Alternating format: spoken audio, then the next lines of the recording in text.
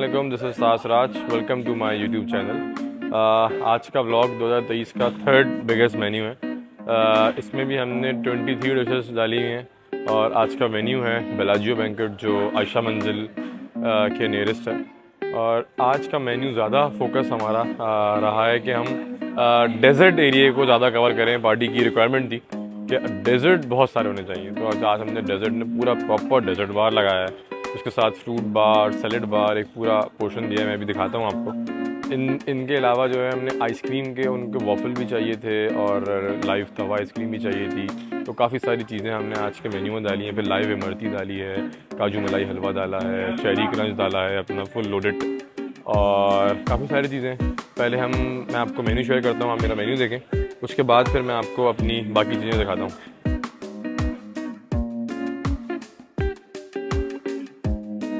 तो देखा आपने मेरा आज का मेन्यू। अच्छा, इसमें हमने स्टार्टर में फ्रेश जूसेस चलाए जो हम गर्मी आते ही ऑन कर देते हैं, मेरी बाकी व्लॉग्स में भी देख रहे होंगे। और डायनामाइट चिकन का स्टार्टर में हमने इजाफा किया आज।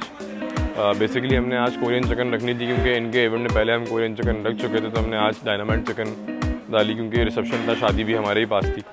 और मेन कोर्स काफ़ी ज़्यादा बड़ा है। बीफ बिरयानी, साथ में mutton korma, chicken makhani handi, chapli kebab, fish tempura, chicken cheese cone, Arabian puff, chicken roulade, mint roll, live tandoor, kulche, raita, salad bar, काफ़ी सारा मेन कोर्स है। और इसी तरह डेज़र्ट एरिया मैंने अभी आपको दिखाया है, उसका डेज़र्ट एरिया पूरा आपके सामने। इसमें कुनाफा हमने पार्टी की डिमांड पे डाला हुआ है, डेज़र्ट बार डाला हुआ है। फिर स्टॉल्स में हमने मटका कॉफ़ी लगाई है और पान के स्टॉल लगाए हैं। तो बेसिकली ये पूरा, पहले आप मेरा इवेंट देखें, पूरी हाइलाइट्स चेक करें, फिर मैं आपको इसके बाकी फर्दर डिटेल्स बताता हूँ।